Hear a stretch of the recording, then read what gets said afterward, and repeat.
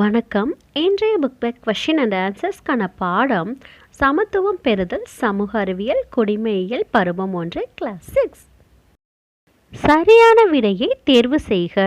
பின் வருவனவற்றில் எது பாரபட்சத்திற்கான காரணம் அல்ல? ஆப்ஷன் ஏ புவியியல். பாலின அடிப்படையில் நடத்தப்படும் பாகுபாடு குறிப்பிடுவது? ஆப்ஷன் ஆ பாலின பாகுபாடு.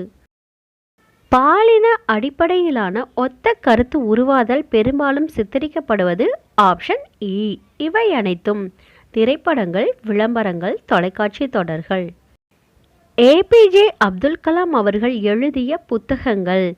ஆப்ஷன் இ இவை அனைத்தும். இந்தியா 2020, அக்னி சிறகுகள், எழுச்சி தீபங்கள், இது எல்லாமே ஏபிஜே அப்துல் கலாம் அவர்கள் எழுதிய புத்தகங்கள். ஏபிஜே அப்துல் கலாம் அவர்களுக்கு பாரத ரத்னா விருது வழங்கப்பட்ட ஆண்டு? ஆப்ஷன் ஆ 1997. விஸ்வநாத் ஆனந்த் முதலில் கிராண்ட் மாஸ்டரான ஆண்டு? ஆப்ஷன் இ 1988. இளவழகி சிறந்து விளங்கிய விளையாட்டு? ஆப்ஷன் இ கேரம். அரசியலமைப்பின் எந்த பிரிவின் கீழ் எந்த ஒரு குடிமகனுக்கும் எதிராக மதம், இனம், சாதி, பாலினம், பிறந்த இடம் ஆகிய அடிப்படையில் பாகுபாடு காட்டக்கூடாது என கூறுகிறது? ஆப்ஷன் ஆ 15(1).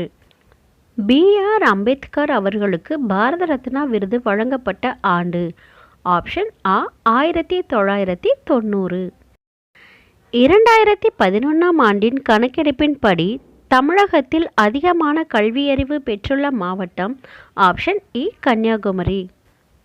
பொறுத்துக. பாரபட்சம், பிறரை பற்றி எதிர்மறையாக மதிப்பிடுதல், ஒரே மாதிரியான கருத்து உருவாதல், தவறான பார்வை அல்லது தவறான கருத்து.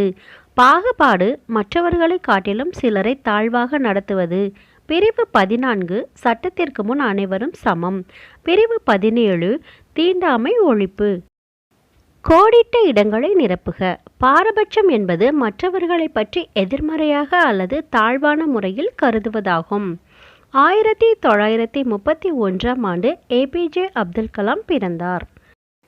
இந்தியாவில் மிக உயர்ந்த விளையாட்டு விருதான ராஜீவ்காந்தி கேல் ரத்னா விருதினை முதலில் பெற்றவர் விஸ்வநாதன் ஆனந்த். சுதந்திர இந்தியாவின் முதல் சட்ட அமைச்சர் டாக்டர் பி.ஆர். அம்பேத்கர். 2011ஆம் ஆண்டு மக்கள் தொகை கணக்கெடுப்பின்படி குறைந்த பாலின வீதமுள்ள மாவட்டம் தர்மபுரி.